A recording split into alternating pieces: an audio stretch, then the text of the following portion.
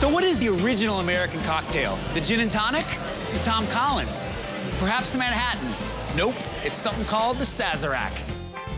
The keeper of the Sazerac flame is Chris McMillian, a fourth-generation New Orleans bartender with a real cult following. He's also a cocktail historian who founded the Museum of the American Cocktail right here in the Crescent City. Define cocktail for me. It seems like it's just an obvious word everybody knows, but what is it really about? Well, this is germane to our exhibit right here. In fact, cocktail then is a stimulating liquor composed of spirits, sugar, water, and bitters. So basically you think the definition has held true? Would you still define the cocktail the same way? We would. Language is ever evolving, and we think of cocktail as a generic term for mixed drinks today, but originally it was this very narrow category. The popularity of cocktails in America owes a lot to 19th century bartender Jerry Thomas. In 1862, he published the first bartender's guide, the Bon Vivant's Companion, which included early versions of many cocktails still popular today. But the Sazerac predates even Jerry Thomas.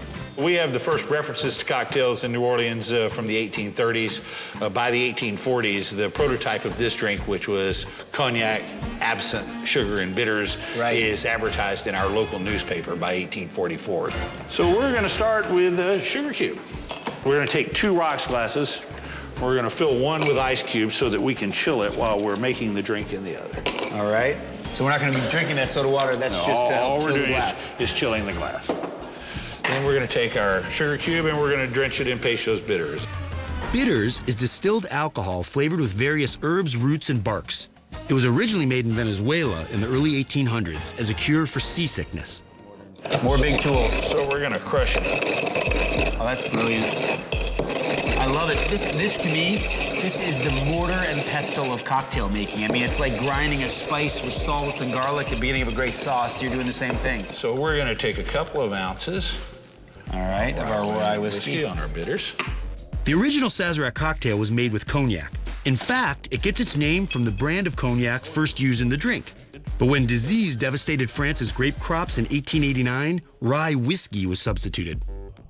We're going to take a small amount of absinthe. So you take it and just rinse the interior glass. And so then we're going to take it and we're going to strain our alcohol into our absinthe rinsed glass. Wow. And then we just take and spray that beautiful lemon oil. Smell it. See, you can smell that beautiful citrus perfume. It's like a kiss of lemon over the top. Before, there was nothing. And there's the classically prepared Sazerac cocktail. That is brilliant. May I? Well, please.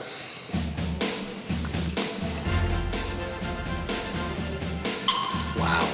You get all of it together. You know, each flavor is not dominant. Each flavor plays a subtle role in the drink, and the sum of the parts becomes greater than the whole. Well said. The whole is greater than the sum of the parts. But you know what's most amazing to me about this is there is no non-alcohol dilution, yet it doesn't taste hot of alcohol. It tastes like a Well, balance. there's water from the ice.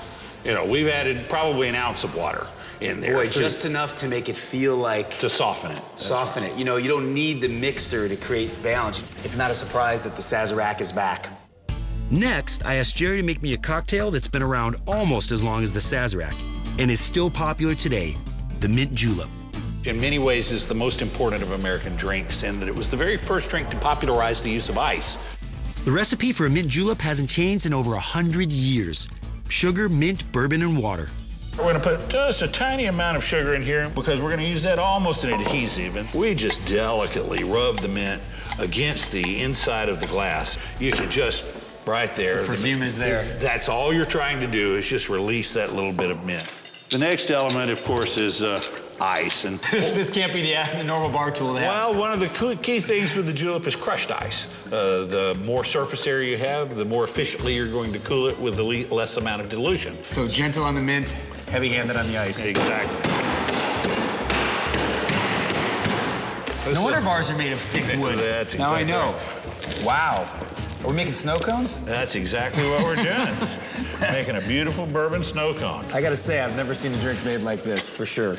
Now you pile the ice extra high because as you pour the alcohol on it. Wow, so you're kind of almost like a beer tap going through coils. You're chilling this whiskey down as it goes through the ice. That's exactly right. And then we're going to take our simple syrup. Simple syrup is well named. It's just sugar and water. And we're going to I love that last little mint spank there. Just to get that little bit of fragrance there. I never thought ice could have a bouquet. You're not kidding. It is about the whiskey. And as much of that simple syrup as you poured, it's about the whiskey. Well, but the thing is about this drink, and it's a rare thing in drinks, is it's multi-dimensional. When you start off with this, it's the biggest, stiffest shot of bourbon whiskey you ever had. Right. And you're wondering, what have I gotten myself into? When you get to about this point, it starts to become sweet, minty, and by the time you get there, you'll wish it never ended. I can tell because as you go, you're waiting for that little sweet candy at the bottom where that mint and sugar has really kind of congregated.